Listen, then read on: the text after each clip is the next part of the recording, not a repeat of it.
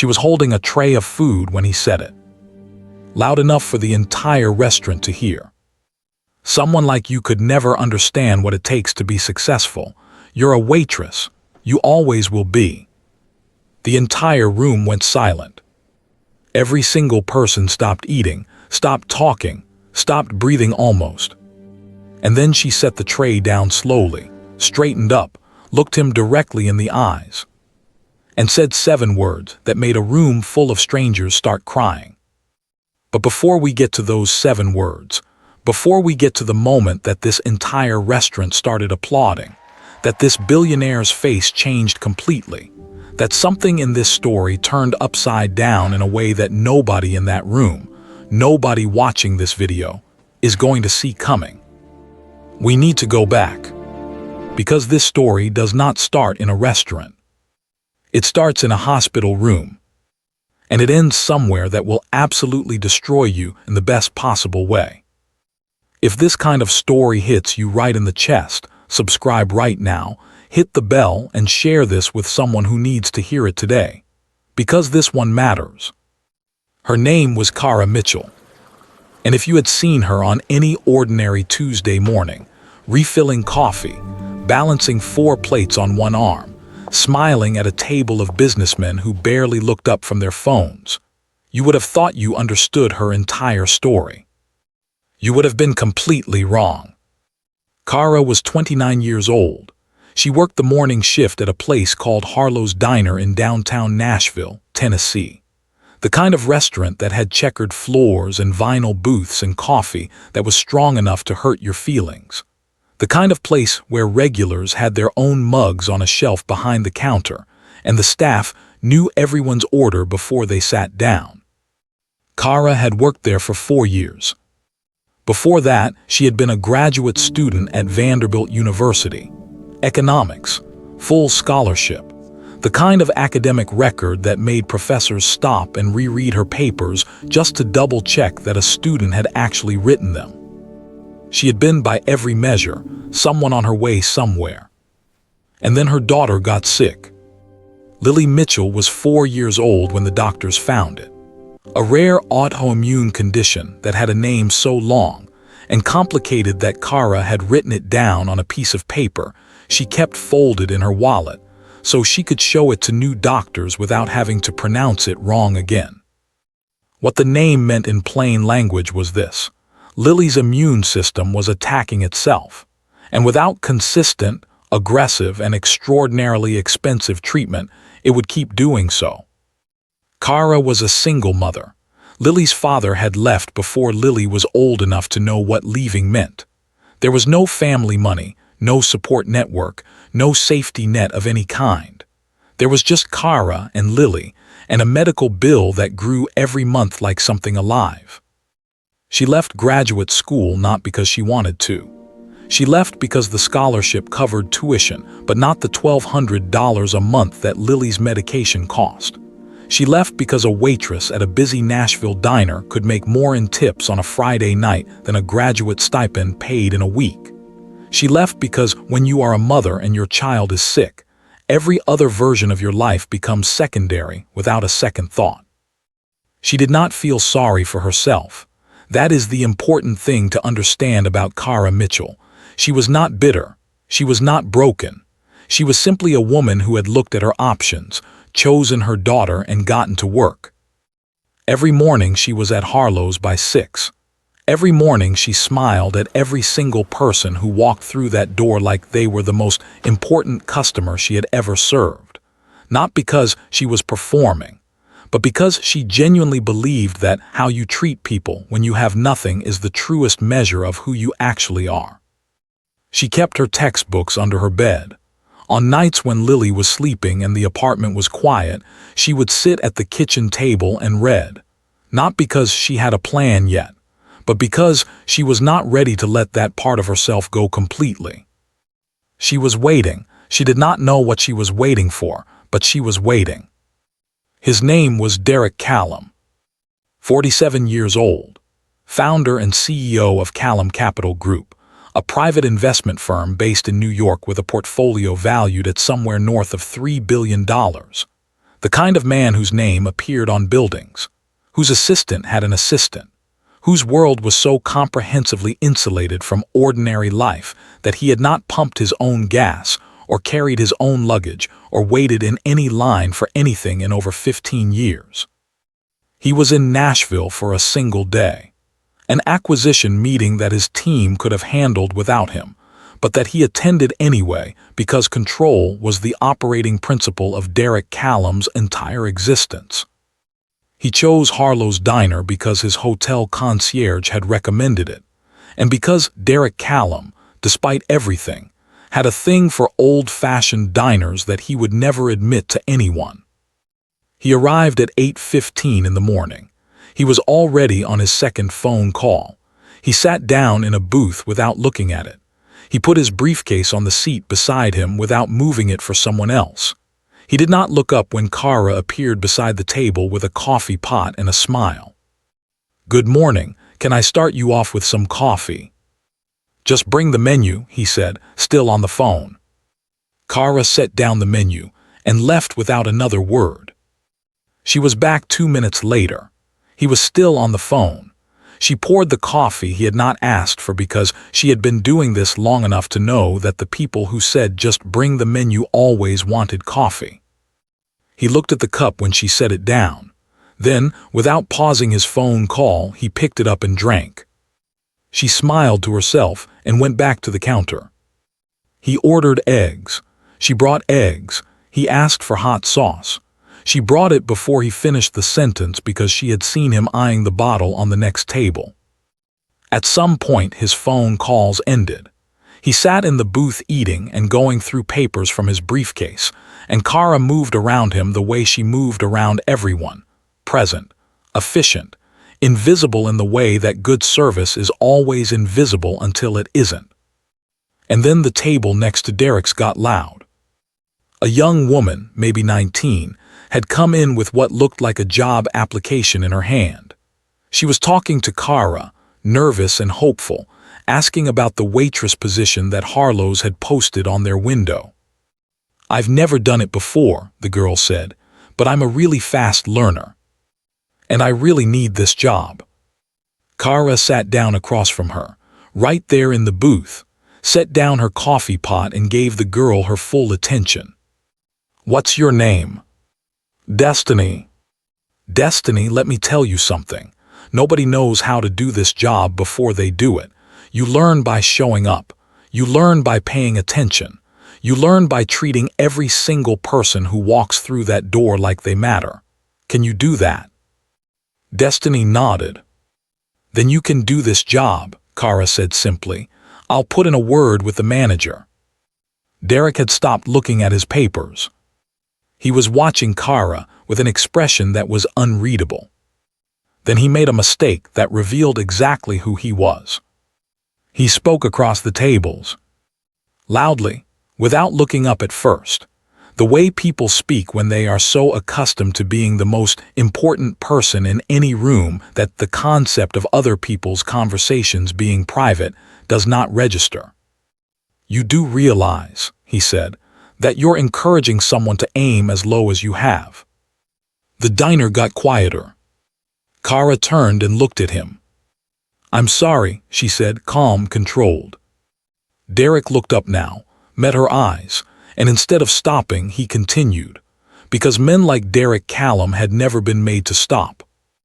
"I'm saying that a smart woman, and you seem smart, should want more than this for herself. And telling this girl that being a waitress is some kind of achievement is doing her a disservice." He gestured around the diner. "This is a fine place, but it's not a destination. It's a waiting room." The young girl, Destiny, looked mortified. A couple at a nearby table put down their forks. The man behind the counter, Harlow's manager, looked up from the register. And Cara Mitchell stood very still for a moment. She picked up her coffee pot. She walked to Derek's table. She refilled his cup, which he had not asked for, and she set the pot down and she looked at him directly and said, "Tell me what success looks like to you." He blinked. He had not expected a question. "Excuse me."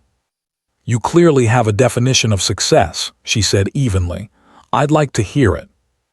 Derek straightened slightly, put his papers down, because a man like him never backed down from an invitation to explain himself. Success, he said, is building something, creating wealth, having the discipline and the intelligence to rise above your circumstances. It's not, he gestured again at the diner, this. Cara nodded slowly. That's interesting, she said. Can I tell you something? By all means. She pulled out the chair across from him and sat down. The entire diner held its breath. 4 years ago, she said, I was a graduate student at Vanderbilt, full scholarship. My professors told me I had the best economic analysis in my program in 10 years. I had a career path, a plan, and a future that looked nothing like this diner. Derek said nothing. Then my daughter got sick, a rare autoimmune disease, $1,200 a month in medication alone. My scholarship didn't cover that. My savings didn't cover that. Nothing covered that except working every hour I could find. She looked at him steadily. So I left school, and I came here. She let that sit for a moment. I have worked this job every day for 4 years. I have never missed a shift. I have paid every one of my daughter's medical bills on time. She is now in remission. Her voice stayed level, but something moved through it like a current. My daughter is in remission because I chose this waiting room, as you called it, over my pride. The table was extremely quiet. So when you tell that young girl that this job is not an achievement, Cara continued, what you're really saying is that you have a very small definition of success. You're saying that the only kind of strength that counts is the kind that makes money. And I feel sorry for you, because that means you have never actually seen what strength looks like. Derek opened his mouth. She wasn't finished. The women in this diner, and it is mostly women, are mothers and students and people in between chapters of their lives. They are not here because they failed. They are here because they chose someone they love over something they wanted. And that is not a small thing. She leaned forward slightly. That is the biggest thing. She stood up, picked up the coffee pot, and said the 7 words. I hope your eggs were worth it. The table in the corner started clapping first. Then the couple who had put down their forks. Then the whole room, all at once. The way applause sometimes just erupts from people who have been holding something in and can't hold it anymore. Destiny, the girl with the application, was crying openly. Even Harlow's manager, a man in his 60s who had seen everything, was nodding from behind the counter with his arms crossed and something wet in his eyes. Derek Callum sat in the booth, surrounded by applause that was not for him. And his face did something that nobody in that room expected. It crumbled. Not with anger, not with embarrassment.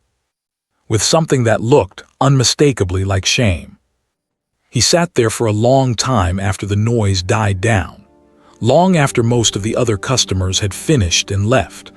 Long after Cara had gone back to work, moving between tables, refilling cups, completely composed, as if the last 10 minutes had not happened at all. His eggs were cold. His papers were still on the table, but he wasn't looking at them. When Cara came to clear his table, he stopped her. Wait, he said. She looked at him. His voice was different now, lower, like something that had been inflated had slowly let all the air out. I owe you an apology, he said, a real one. Not the kind that starts with I'm sorry if you were offended. He looked at her directly. What I said was arrogant and small, and I said it in front of people who didn't deserve to hear it, and I'm sorry. Cara looked at him for a moment. Thank you, she said simply. Can I ask you something? You can ask. The things you said about your daughter, about leaving school, he paused. Do you regret it? Cara thought about it. Really thought about it, the way she had clearly thought about many things many times in quiet moments. I regret that it was the only option, she said. I don't regret the choice. Derek nodded slowly. "What's her name?" he asked. "Your daughter." "Lily." He nodded again, was quiet for a moment. "How much do you still owe?" he said. "In medical bills." Cara's expression shifted slightly, not softening exactly, more like becoming careful. "That's not why I told you," she said. "I know it's not," he said. "That's why I'm asking." Here is where the story twists. And I need you to stay with me, because what happens next is not what you think. Derek Callum left the diner. He paid his bill and left a tip that made Cara stand at the register for a full 30 seconds, just staring at the receipt. But that's not the twist. 3 days later, Cara got a call from a woman named Patricia Webb, a partner at a firm called Webb and Associates in Nashville, one of the most respected economic consulting firms in the Southeast. Patricia told Cara that she had received her graduate school transcripts and writing samples, forwarded anonymously, and that she had read them over the weekend, and that she was calling to offer Cara a junior consulting position with full benefits and a salary that would cover Lily's medication 3 times over. Cara sat down on the floor of her apartment kitchen when she heard the number. "I don't understand," she said. "I didn't apply anywhere." "Someone applied on your behalf," Patricia said. "With your permission, I'd rather not say who, but I'll tell you this. Whoever sent us your work called you the most impressive person they had encountered in 20 years of business. Those were the exact words." Cara stared at the wall. She thought about a man in an expensive suit, eating cold eggs in a vinyl booth. She thought about how you cannot always tell what a person is made of from the first version of themselves they show you. "Can I think about it?" she said. "Of course," Patricia said, "but I hope you say yes." She said yes. She gave 2 weeks' notice at Harlow's. On her last day, the regular customers threw her a small party. There was a cake. There were handmade cards from some of the families who had been coming in for years. The girl, Destiny, who had gotten the job, hugged Cara for a very long time. The manager, who had known Cara for 4 years and had watched her hold herself together through things he only partially understood, shook her hand and said, "You were always too good for this place. I mean that as the highest compliment." Cara laughed. "This place saved my life," she said. "Don't let anyone tell you it's just a waiting room." He laughed too, though his eyes were doing something complicated. She never spoke to Derek Callum directly again. She didn't need to. She understood what he had done, and she understood why he had done it quietly, without attaching his name to it, without making it a gesture that required her gratitude or her acknowledgement. He had listened, he had felt something, and he had done the only thing that actually meant anything. He had changed. 6 months into her new job, Cara published a paper on economic mobility and healthcare costs for single-parent households in the American South. It was picked up by 3 major policy journals. It was referenced in a Senate subcommittee hearing on healthcare reform. The paper was dedicated to 2 people. The first was Lily, obviously always Lily. The second dedication read, "To every person told they are in a waiting room, you are not waiting, you are already there." Nobody knew who the second dedication was for. Cara never said. But somewhere in New York, in an office on the 43rd floor of a building with his name on it, Derek Callum read that dedication and sat with it for a long time. Then he called his assistant and asked her to send flowers to a diner in Nashville. No note, no name. Just flowers. The manager at Harlow's put them in a vase on the counter and told everyone they were from a satisfied customer.